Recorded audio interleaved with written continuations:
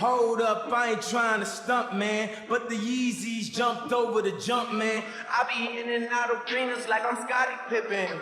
Left my elbow in the pot, a la Vince Carter. Bitch, you weren't with me shooting in the gym? James Harden with the range on me, nigga, way back. Coach, they won't knock me off my pivot, get it. Been flowing stupid since Vince Carter was on some through the legs arm and a hoop shit. And you can live through anything if magic made it.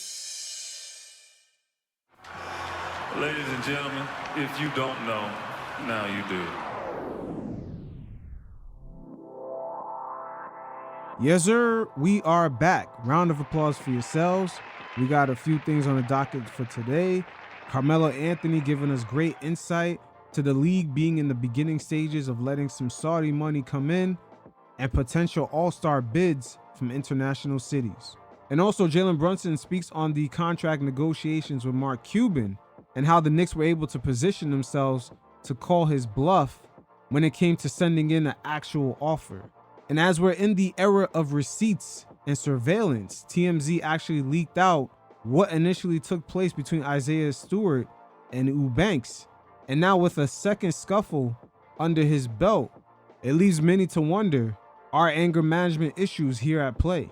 And with so many NBA debates, the GOAT conversation, endless banter back and forth, I'll touch base on the many examples of why comparing different eras of NBA basketball never makes sense.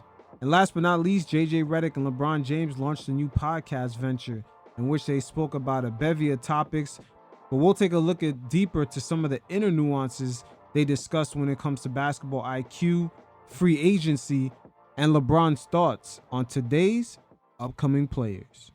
So in the last year and a half, the sports world is kind of going through a shakeup as an influx of money has been coming in, particularly from the Middle East, as the 2022 World Cup in Qatar kind of served as a proof of concept to help the wealthier nations within that region and help modernize their image within the global sphere.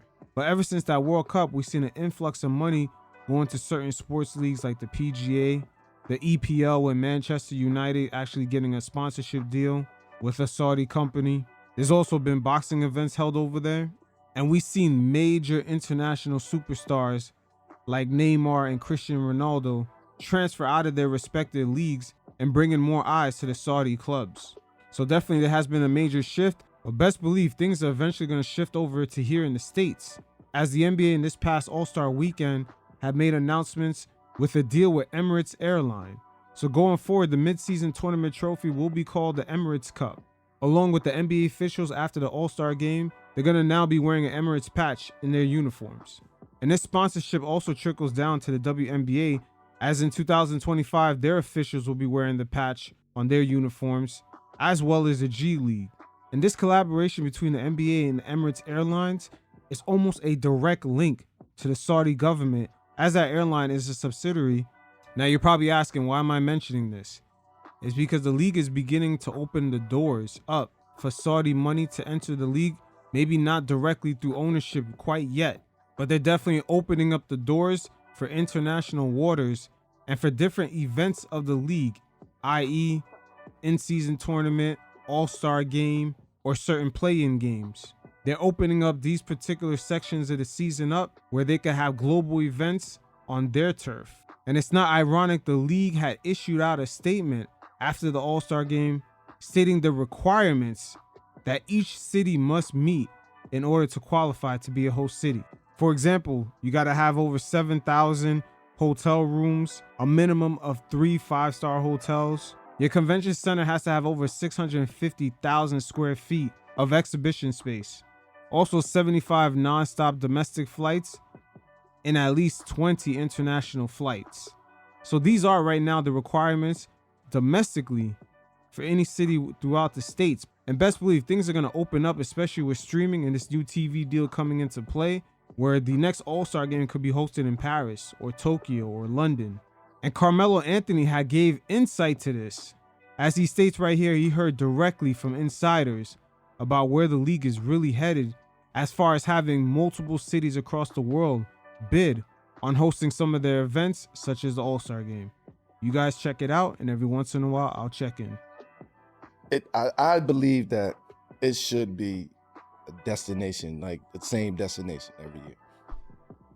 What I believe, and again, the conversations are happening. This is going over the water. You want to do it right, go to Abu Dhabi. Take it international. Go to Qatar. Go to Saudi. Like, you know what I mean? That's where you going at, because that's what sports is going at. Mm-hmm. Facts. Once again, the World Cup 2022 in Qatar is proof of concept. Not only the money is down there, they also now have the infrastructure. And really, the main question going into that World Cup in Qatar was the infrastructure. Can it be there? And how successful of an event it was, they definitely gonna be fishing to get more events for sure. They controlling the whole landscape of every state. They trying to of every sport. They countering leagues. PGA live Crazy. like. Yep, the PGA affecting all kinds of leagues, the WWE even, all types of entertainment, hosting boxing matches. The infrastructure is there and the money was already there to begin with. Once again, It's nothing for them to create another, buy these leagues and do all of that shit. But now it's like our money gonna speak for ourselves. And we showing you the infrastructure. We showing you that we about business. Yeah. Like we showing you we got shit on. he's talking about the people in the Middle East. They're showing the NBA that they can handle all that. If you can handle the World Cup, that's like handling 20 Super Bowls in a month. Every game is like Super Bowl level for World Cup. That's like the ultimate event in the world. Sure. Because we got proof of concept. Fights is over there. Yeah. Events is over there. World Cups is over there. That shit work. Formula One shit. Right. So now that's gonna be when you talk about the cities bidding for these All-Star games, that's when it's gonna start hurting the cities. When they start dangling them numbers that you can't refuse. Yeah. That's what shit get interesting. Yeah. Now We you gonna should've see Bora Bora next motherfuckers year. like, yeah, I'm playing an All-Star game. We doing all the activities. You got to, and they ain't playing that shit. You get what I'm saying? Facts. The superstar players are going to do everything because this is just not domestic. It's global. It's a global event, and plus the money is going to be there for them to get paid. A lot of the guys are not participating in these dunk contests because it's really all about the money. They're seeing all the sponsorships and the dollar amount versus the blow that they could take towards their brand if they lose a dunk contest. Let's say there's someone in the G League. It's really not worth it to them. So you got to increase that amount. That's one of the reasons why we haven't really seen like Zion or Ja Morant in the dunk contest. They really don't want to lose to some guy who barely has made the league. So Jalen Brunson did a sit down in which he spoke about his last season with the Dallas Mavericks and what was his contract situation going into free agency, as there were numerous opportunities for Mark Cuban to go ahead and sign Jalen Brunson. But if we take a step back and play Monday morning quarterback on this overall situation, it looks like Mark Cuban tried to leverage the open market against Jalen Brunson, as the Knicks were really the only team that was rumored to be interested at the $100 million price point. But at the time, they did not have the cap to make that happen. And we've seen this play out and go bad for a lot of players. Guys like Dennis Schroeder, Nerlens Noel when he was in OKC. Sometimes players think that they have more options in the open market and they end up regretting not taking the offer from their current teams. And they end up getting a lot less. As Nerlens Noel, I believe he rejected an $80 million 4-year deal. Same thing for Dennis Schroeder when he was on the Lakers. But both of those guys end up hitting free agency, getting not even half of that money. But in the circumstance for Jalen Brunson, the Knicks at the time entering that offseason did not have the cap room, as they pulled off major moves during the NBA draft. And that's when Mark Cuban saw his leverage basically get pulled right from underneath him. But once again, this was a hell of a move by the New York Knicks, who over the years don't really necessarily have the branding or the cachet to be the type of franchise to pull off smart moves.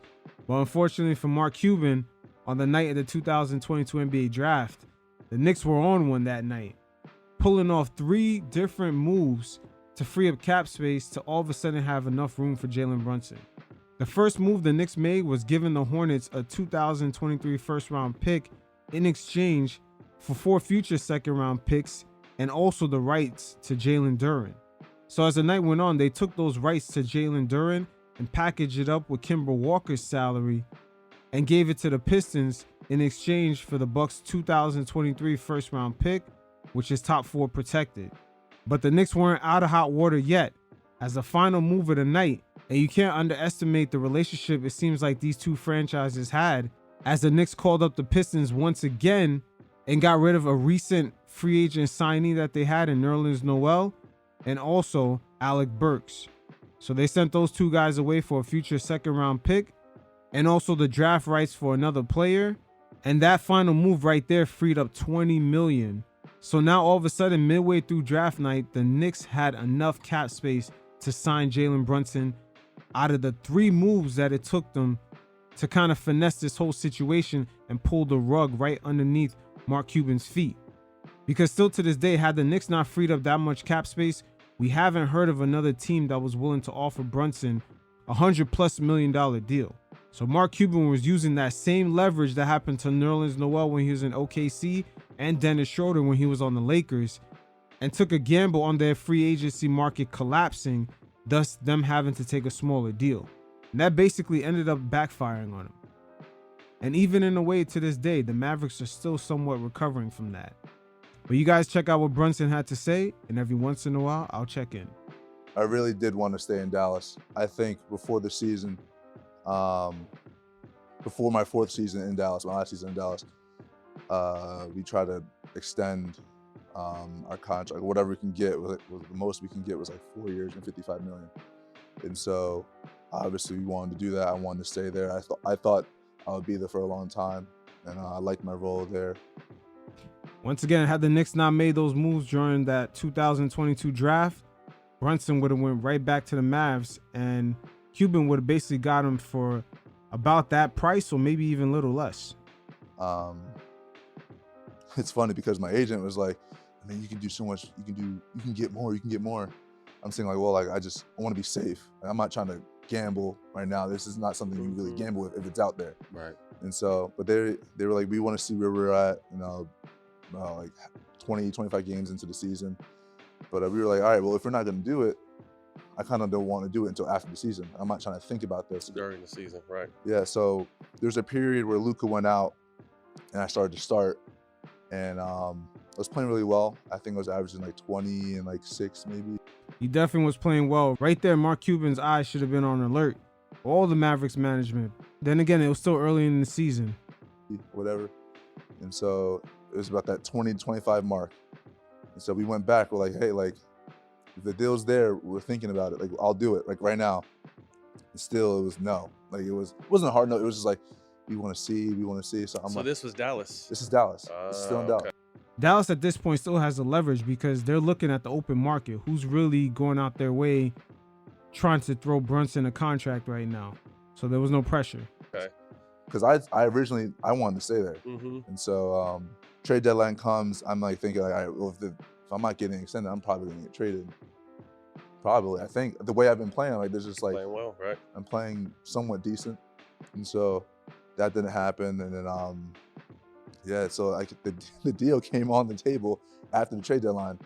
I was like, no, I think I've outgrown that now. Right. Personally, that's what I thought. I was like, I think I've outgrown that. Obviously going to playoffs. I believe at that point, it was obvious that the pairing with him and Luka could actually work. Because Brunson at that point, he proved not only he can be sort of the combo, kind of play the point guard role, but he could be that catch and shoot guy also. That's what probably shocked the Mavericks. But once again, I'm not surprised they weren't hesitant at first to offer him a contract extension due to the KP situation, them giving him an extension, and it didn't quite really work out. So they might have been hesitant of giving other players until they could see how they fit with Luka. Luka gets hurt like second to last game of the season. And so he's out for the first 3 games, and I obviously did what I did. Ain't no looking back. Woo! Them playoffs, boy. Brunson was cooking Mitchell games 1, 2, and then 3, I believe, without Luka in there. in that playoff series with the Jazz. And by the time Luka came back, they pretty much dusted the Utah Jazz. But at that exact moment, the Mavs still had leverage because they started hearing rumblings about the Knicks. Also, the Knicks front office showed up to that game that was in Utah just to check out Brunson. Julius Randle was also there. So the rumblings of Brunson going to the Knicks started getting loud, but the financials still didn't make sense at the time.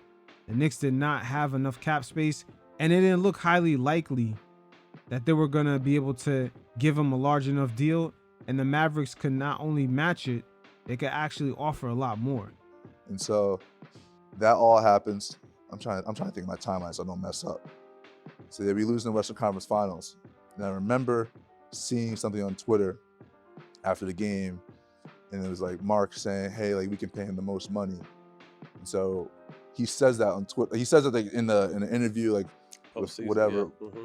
Mark Cuban is one of these guys that love to criticize Twitter so much, but he uses it in order to market the upcoming pharmacy that he wants to launch, or just any show or product that he has. But from time to time, that platform also serves as his Achilles heel, because with his back and forth with Elon Musk, they clearly have taken him off the algorithm. So he doesn't really gain as much visibility as he once did before for any audience that doesn't necessarily follow him on that platform. So he does have a love and hate relationship with Twitter, but at the same time, he was trying to gain the leverage right here and just giving Brunson an illusion of loyalty, because it was not until the Mavs got eliminated that he started making Brunson comments throughout the media here and there. He's like a boyfriend that broke up with an old fling, but from time to time he texts her every time he sees that she could potentially get a new man. That's Mark Cuban in that situation. My guy right here is sort of dirty macking in a way. Like literally right after the game. And so I'm thinking like, all right, I'm okay. I just after that, it was like crickets. From my point of view, I can't speak to anyone else. Just from my point of view, it was crickets. And so, and obviously I saw like New York making moves and saw all that stuff. I was like, that's that draft night. That's that draft night. Once the Knicks made moves, Mark Cuban knew at that exact moment, Brunson is gone. He's that poker player chasing that last card on the river, and he crashed out. Home. Close to home. 2 hours away from where I was, or an hour away from where I was born. Yeah. Parents live on the East Coast, whole family's on the East Coast. So I started thinking like, yeah, this could be a real thing. And so then here we are. And soon after the Knicks made all those moves in the 2022 draft, that's when you hear Mark Cuban saying that there was interference in the negotiations. He started making comments about Brunson's father being in the way, other agendas. But Mark, you had your chances. And the whole Porzingis experience had blown up in his face. So Cuban at that point was 0 for 2 and just finding key pieces to put around Luka. But it is what it is. You hear from Brunson himself. Cuban never offered Brunson anything. Like he said, it was crickets. So looks like the Knicks definitely called his bluff. So about 2 seasons ago, LeBron James had elbowed Isaiah Stewart right in the face, in which he received a bloody lip. He was bleeding from the side of his eye.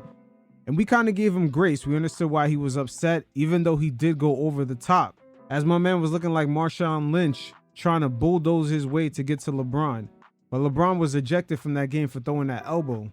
But again, at the time, we gave Isaiah Stewart a lot of grace.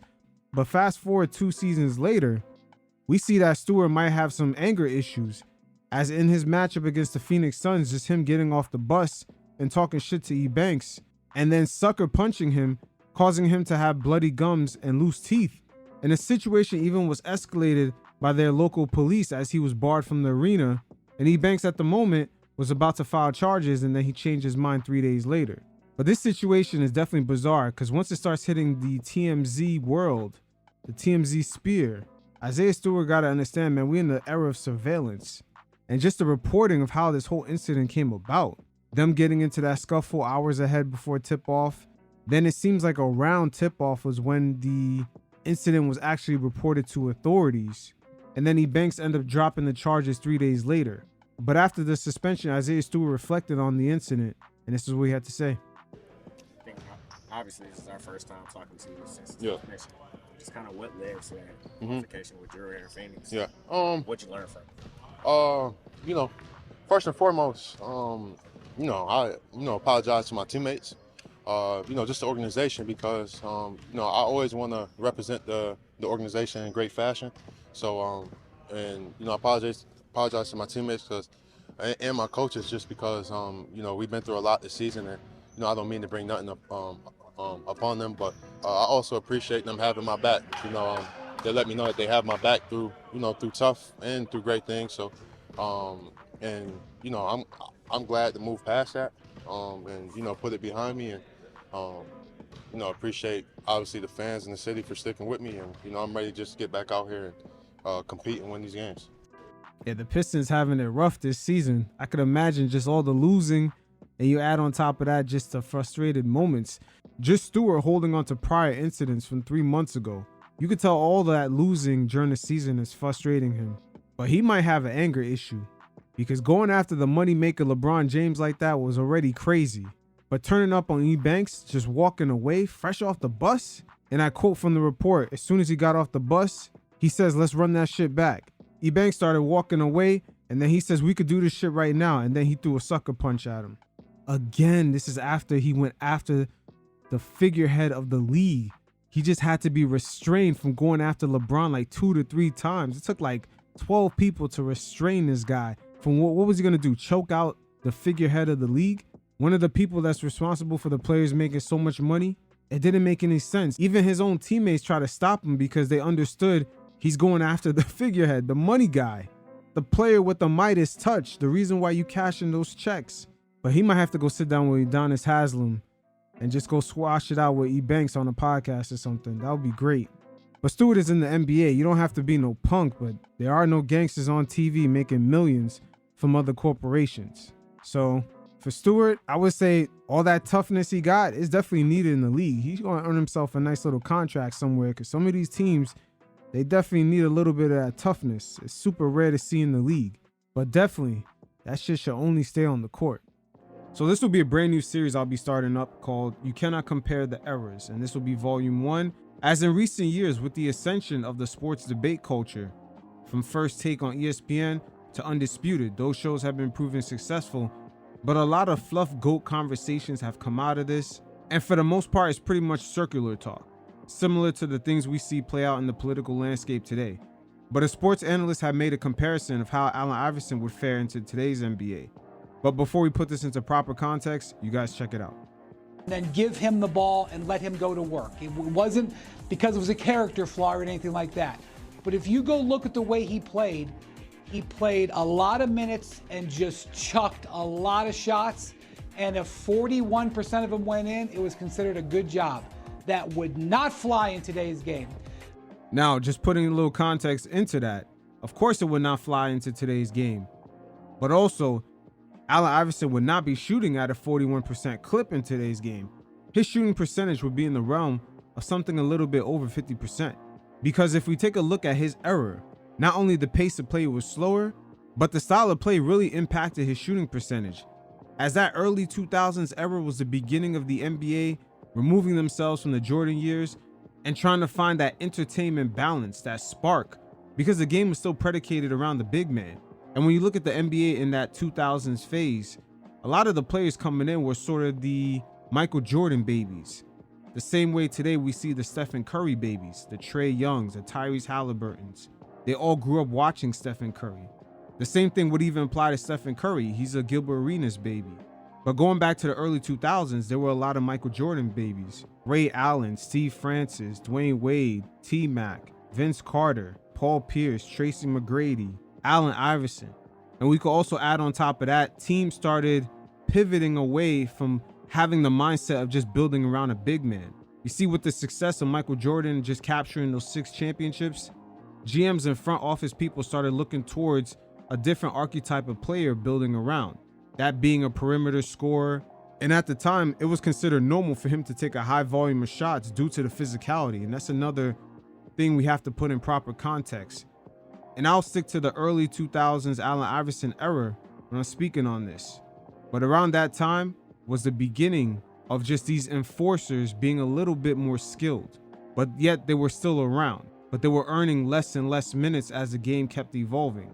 But the league was in a transition from that 90s era into the 2000s. And then when Steve Nash had came through by the mid 2000s with the faster pace, kind of similar styles that we see teams playing today.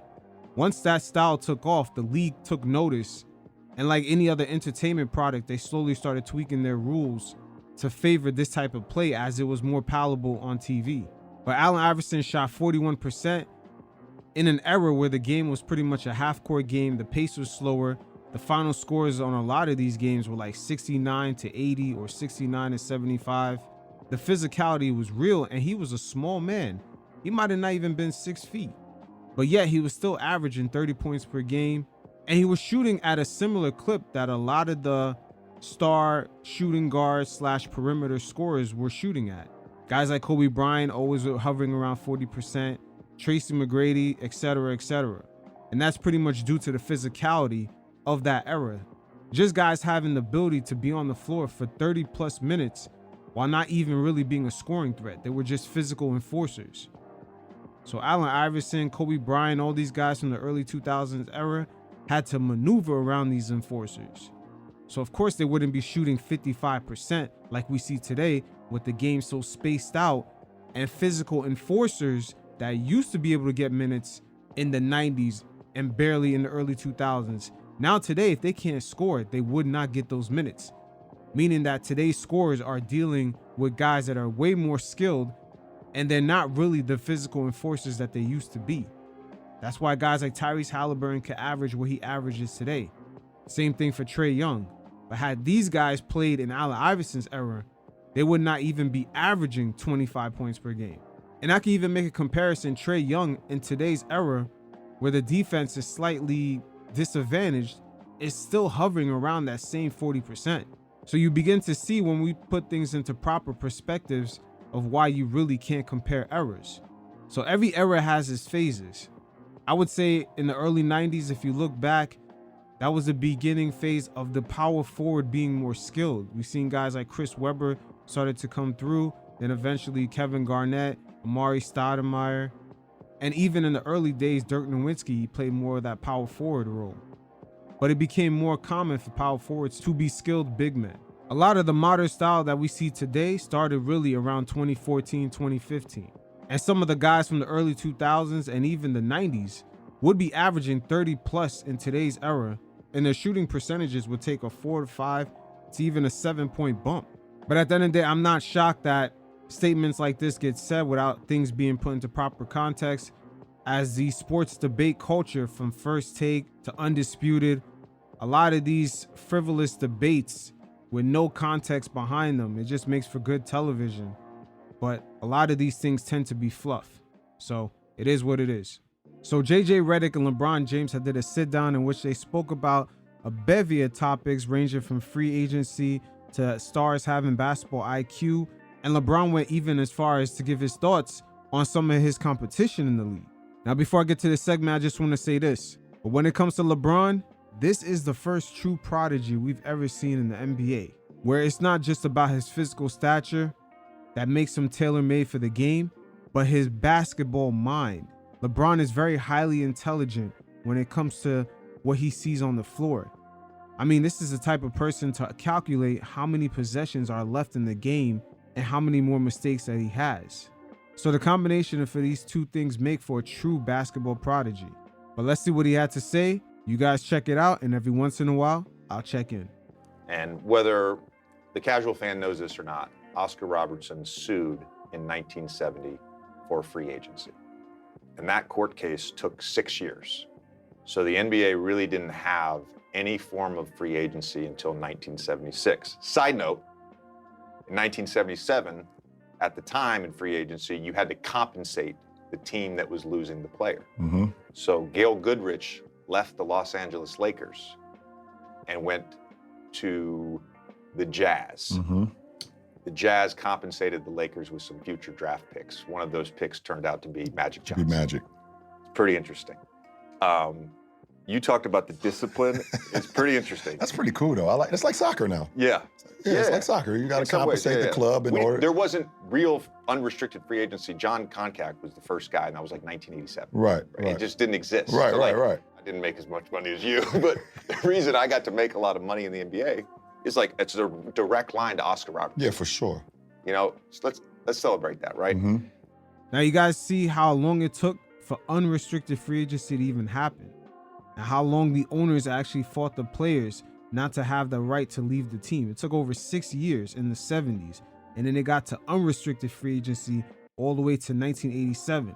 So when Michael Jordan had first entered the league, there was no such thing as unrestricted free agency. It took a couple years afterwards. So fast forward to today, we still see the owners kind of structure the league in a way, especially with this new upcoming CBA, to a point where it makes it very hard for players to leave teams.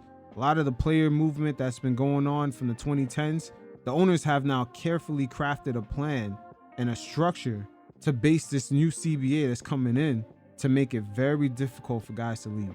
And also touching base on Oscar Robertson, he is the player that kind of invented that play style that we see a lot of the NBA players of today with the scoring and the level of shooting, the sort of the Michael Jordan type play style.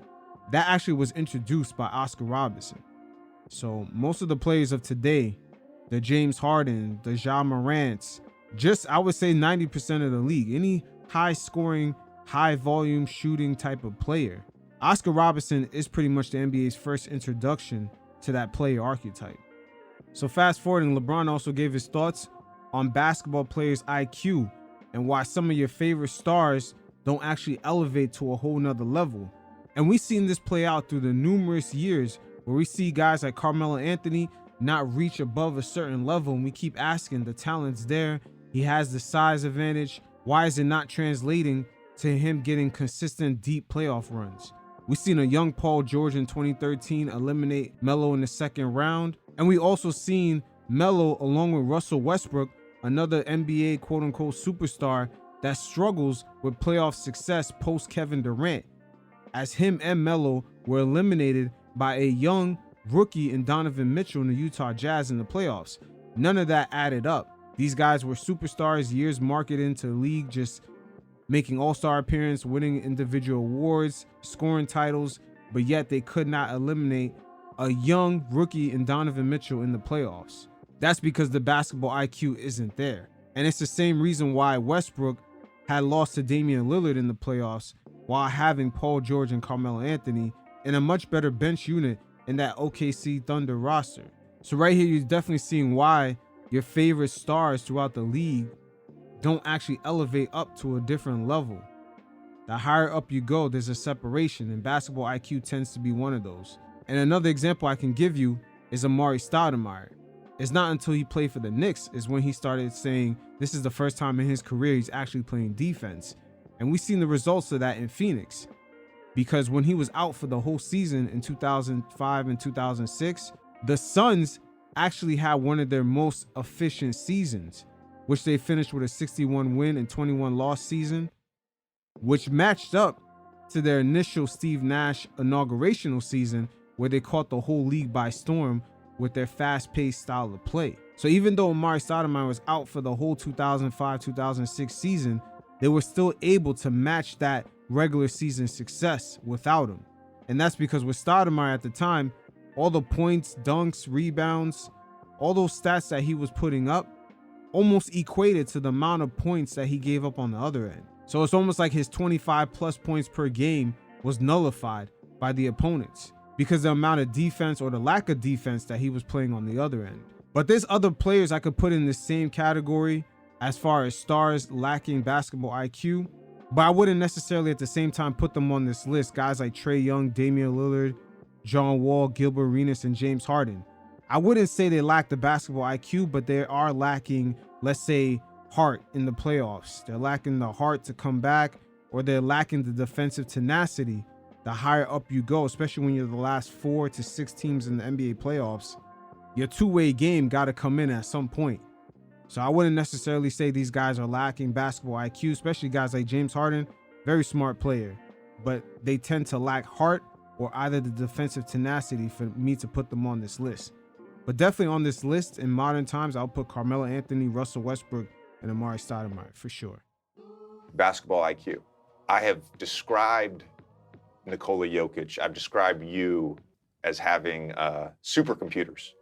Like your processing speed is a little different. I put James Harden in that category. I put Luka in that category. There's a number of guys that have like a different processing speed. Some of this stuff, love of the game, that's a little bit of just desire, attitude, all that stuff. Competitive stamina, same thing. Can you develop basketball IQ at the highest level? You can get a little smarter as a player. Can you develop it as a It's funny. When you brought up basketball IQ, the first thing that came to my mind, I started thinking right away. I was like, are you born with basketball IQ, or are you taught the game the right way, and now the basketball IQ clicks on? Now, this is where the players upcoming in the NBA draft kind of get caught in this Venus flytrap.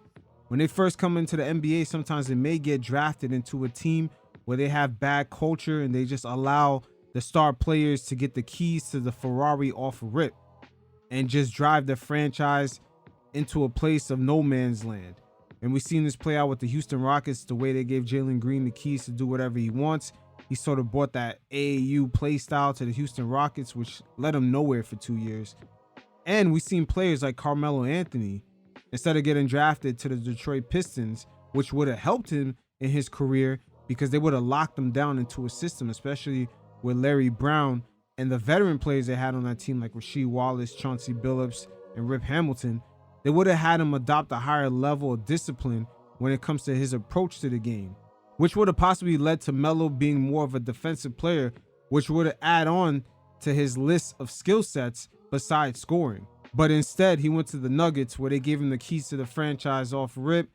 He got his first coach fired, and eventually he bumps heads with George Karl as that coach tried to lock him down into being a more of a two-way player and bringing his game up to a level where it could benefit the whole team, not just him. But Melo, like many young draftees when they first come into the league, the culture that they get indoctrinated in, it's really hard to break the longer that they get more seasoned. It's almost like a child that was raised at a young age and just never got disciplined. And now all of a sudden at age 7, you want to apply some sort of discipline. It's just really going to be hard to break. There's guys in the NBA that if you call a play or a coach draw a play to one side of the floor, they can't switch it in their head and do it and say, let's run it to the other side without the coach drawing on the clipboard. I've never understood that. And I don't know. I never understood that. So if I say we running thumb down angle, we're running on the right side. So because I have a left-hand point guard, he wants to come middle to a strong hand. He has the ability to hit the pocket pass with the left hand, has the ability to throw ahead, he's lefty, and also has the ability to throw back on the shake. But if I say, hey, we running thumb down angle on the left side because now the right-hand guard coming right, I've had teammates that's like, oh, what do you mean? Coaches always, in practice, we only ran it from this side. Yeah. I could flip a play when I was 8 years old. No matter if it was just pass and cut, no matter if it was, let's run flex, but let's start on the left side. No matter if it was just, let's DHO, driving kick. The last one, all right, now let's just drive the baseline, drive, drift. If the forward on the left side is looking at the ball, you can slot cut. I could do that. I was doing that stuff when I was like 8, 9 years old. And once again, LeBron James is a basketball prodigy. I believe he's the first prodigy to enter into the league. Just completely built to be in the league, not just physically, but just mentally. He has it. He has the smarts. He has the adaptability.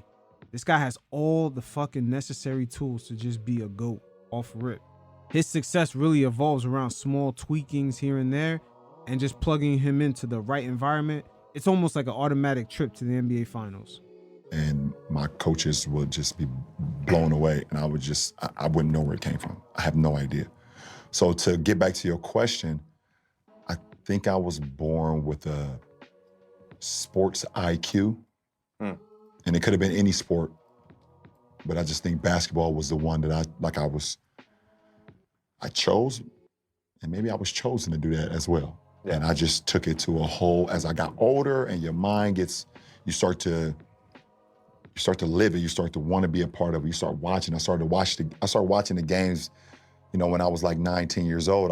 When I first started, I was watching just a fan. I was just a fan of Michael Jordan and Anthony Penny Hardaway and Grant Hill and, those guys. I was just a fan. But then when I started playing the game, I actually started like studying what those guys were doing out on the floor and what teams were doing, how teams were guarding, how coaches were coaching, subbing patterns, time of possession. Once again, LeBron right here showing that he's been a prodigy since day one. The only thing that needed to come in when he was 9 years old was the physical tools. And by the time he started going to high school, the physical tools just came in and the whole package just came together. And when I say LeBron James is one of the first NBA prodigies that we've seen, very similar to maybe a child that's a musical prodigy. Maybe he could play the piano or the cello a certain way. LeBron is like that for the NBA. And it doesn't mean that he's the GOAT off rip. It just means that he's born with the necessary tools, just a gift. He's quote unquote the gifted off rip. You can just see it. It just needs to be tailored. And once he's in the right environment, he's going to strive off rip.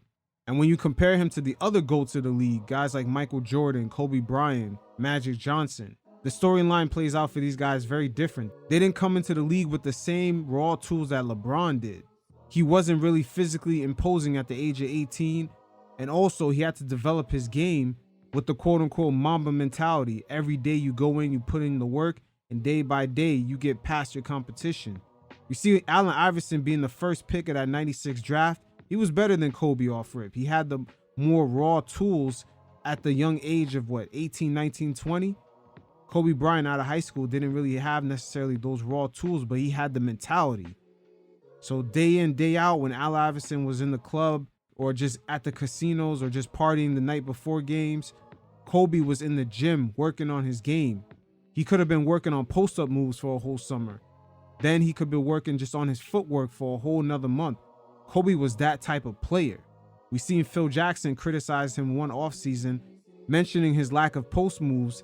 Then he came back after that offseason, just posting guys up for the first 2 months of the season. Kobe was that persistent, and that same persistence over the years eventually had him performing and being a lot better player than Allen Iverson.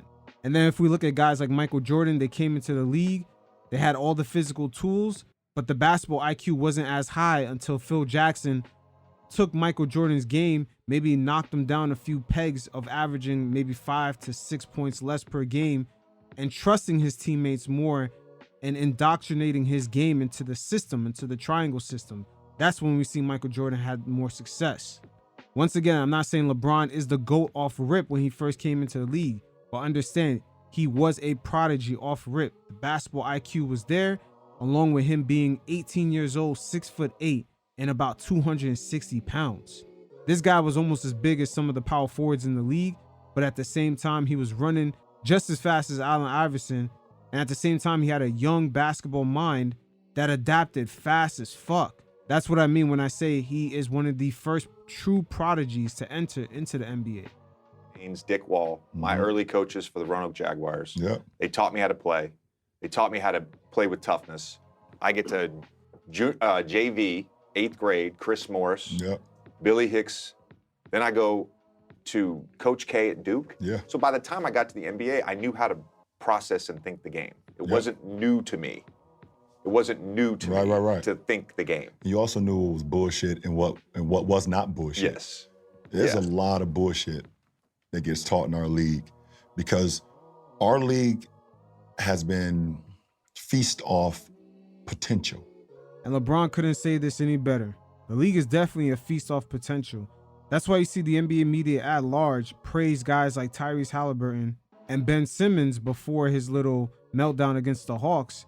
But yet you see them perplexed when they see guys like Jimmy Butler get to the NBA Finals 2 out of the last 3 years. And also guys like Jalen Brunson. The NBA media is very confused on how to just overall evaluate this guy because they don't see the potential in the athleticism. And that's where a lot of the NBA scouts kind of get stuck at, is looking at the athleticism, a lot of the tangibles that the player brings to the game, but they don't really look at the intangibles. That's how they got caught slipping with Ben Simmons, because in reality, the 76ers, when they had lost to the Toronto Raptors in the Eastern Conference Finals, they should have stuck with Jimmy Butler and traded Ben Simmons. But yet the potential they saw in Ben Simmons because of his athleticism had the media sold, which in reality, that was the bullshit.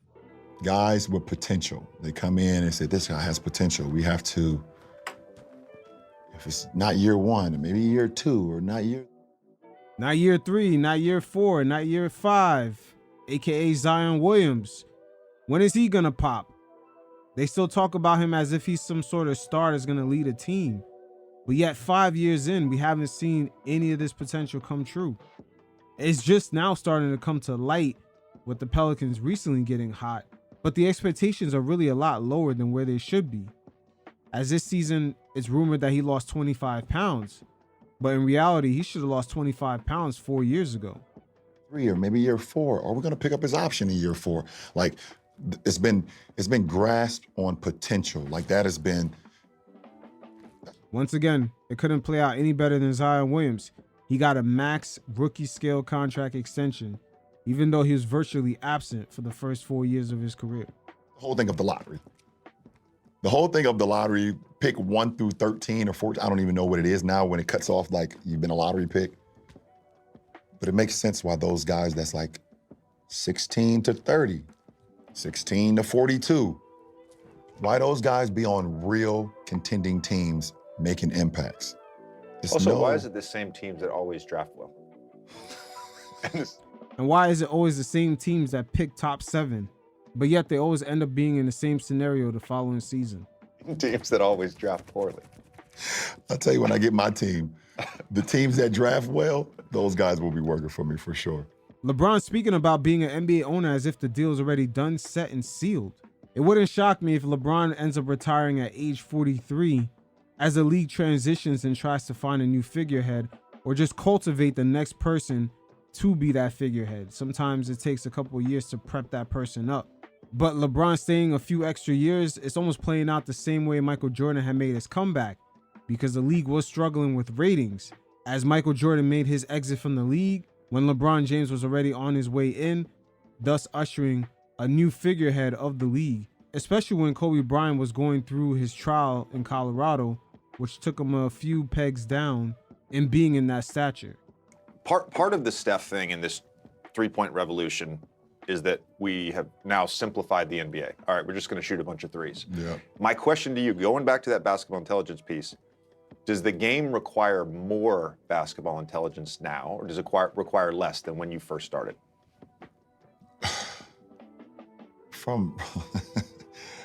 You can't ask me that, because I'm always side on basketball IQ. Yeah. Always. I think throughout the regular season, you can get away with a low IQ team if you're talented. You can get away with it in the first round and maybe get away with it in the second round. But when you get to the conference finals and you get to the finals, obviously the top 4 teams in the conference finals, they have players, unless the team just happen to hit a heater and they just get lucky. But the top 4 teams normally are going to be the teams with the best players, 4 of the best coaches. And what's going to separate them is now the basketball IQ kicks in. And that's where the analytical guys tend to fall. Guys like Daryl Morey, that system that they had running with the Houston Rockets with James Harden, CP3, nothing but layups and threes and barely any mid-range.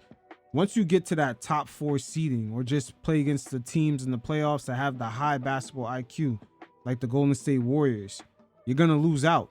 You already phased out one part of the game, which is the mid-range, and you basically shrunk the floor in a playoff atmosphere in which the floor is already shrunken due to the referees tucking in their whistles. They don't call fouls as much, and every possession being important to the point where the pace is slowed down so much that the game is now a half-court game. And you can add on top of that the pressure the players are facing, because the playoffs do have very, very big key moments that can make and break certain players' careers. So a lot of the basketball analytics, particularly what Daryl Morey and the Houston Rockets were running, it does not work the higher up you go. Because there's moments in the game that a coach cannot prepare you for, film can't prepare you for. And fucking analytics could never prepare you for, or even could spit out. Once again, this is where the analytical heavy crowd tends to fall off. It makes for great regular season basketball. You can have a winning record, make a playoff appearance. But as far as winning a championship, when you automatically phasing out the mid-range before the game even starts, it makes no sense. You're going up against high IQ teams.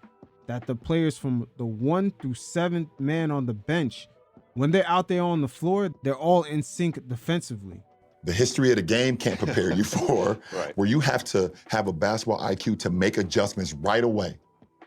And if you don't have that level of mind frame or capacity, then a team like Denver, who has one of the greatest IQ guys that we've ever seen in Jokic, you know, Golden State, Draymond, Steph, any one of my teams, if I played you in the finals, myself, and when I won it in 20, it was myself and Rondo on the floor. So I think that those things help. I believe that when Golden State beat Boston, it came down to IQ in the finals. Because Boston, to me, had the better talent. And they definitely did. The fact that Stephen Curry won an NBA championship with Andrew Wiggins as his second best player and Otto Porter Jr. having to start in the final 3 games, it says a lot. It says a lot. And Stephen Curry, that championship definitely solidified his legacy. I mean, you can make a valid argument that he's definitely entered top 10 just through that championship alone. That's how much validity that championship brought him. Not only he secured his own NBA Finals MVP, he carried that team on his back, especially without Kevin Durant. Boston had the better talent, but it came down to IQ. People say experience, IQ. I made this comment the other day about Tatum. It feels like with him, the reads are quicker, making the right play, it's just quicker. He doesn't fight the game as much. And that's normal for Jason Tatum. He's going through his progressions. He's only at the age of 25. I believe he turns 26 soon. But for the players in his generation, the Luka, the Ja Morants, the Zion Williams, Trae Young, and even to a degree Devin Booker, Jason Tatum is far ahead of his class when it comes to the on-court experience and just his experience overall. I believe he's been to 3 conference finals already and an NBA Finals appearance. And he's leading his generation by a mile, going up against players a little bit ahead of them in the age group around 30 with the guys like Giannis, Jokic, and Embiid. I did the details thing for ESPN during that finals, and I did Clay was the first episode, Steph was the second episode, Tatum was the third. And so I had all these Tatum clips I got to go through and break down. You know, what I saw was on the isolations on the wing. Mm-hmm. So a lot of times would be in the slot, the high quadrant, right? And they've given him space. They would bring that low man over early. Sometimes it was Draymond, but not always. Sometimes it was Clay. And very rarely did he end up getting the Golden State Warriors into rotation. Now it feels like he's just making the play off the ball. Now, it did happen a couple times in that finals. But it wasn't as quick, and it was rare. And he also settled too much from the mid-range, especially going one-on-one. And at times it looked like the moment was a little bit too big for him. And obviously with their personnel, like it's different now with Porzingis, but I think that's part of like the growth. So that's part of the even growth. Going back to like the question about can you teach basketball IQ, in some ways it's innate, but in some ways, if you're studying it and doing it, you can see the growth in a player. Yeah, because I mean, you know, there's a great saying that says the best teacher in life is experience as well. And we look at Tatum, I mean, he's 25 years old. He's 25 years old, and I believe he's been to the conference finals 4 times, been to obviously the NBA finals once. He's 25. I didn't win my first one until I was 28. I think Joker won his first one at 27. I think MJ was 28 as well. Kobe without Shaq was around the same age. Yeah, so Steph was. Yeah, so like, you know, I think. So right here, you're seeing it's a normal progression. And once again, Tatum is far ahead of his class, far ahead of them, miles ahead of guys like Luka, Trae Young, Devin Booker, Zion, Ja Morant. And he's sort of leading his generation to taking the old guard from the older guys, the guys that are a little bit ahead of him, like Giannis, Embiid, and Jokic. And that's a hell of a feat to even lead your generation to make that attempt to take the rings from those guys. Because right now, all 3 of those players, they're the kings at the mountaintop. You know, we have a lot of expectations on JT, but he's experienced a lot of winning in his career so far. And obviously, we you know, everyone wants to see him get over the hump, but 4 conference finals in a finals appearance before the age of 26 that's elite. And like you just said, he's continued to grow, and you know, they are in a position where they can make another title run. And like you said, personnel helps. You know, Adam Porzingis and getting Drew for a bag of Lay's potato chips, that helps as well. that helps as well. But those are pretty much insurance policies by the Boston Celtics. KP is going to give Tatum an option in the low post, especially as the game slows down in the playoffs. Him and Jalen Brown don't have to dance around the perimeter nonstop and try to create their own shots. They can actually toss the ball down low to KP or have him stretch the floor even more. But at least they have a low post presence and someone who could score down there.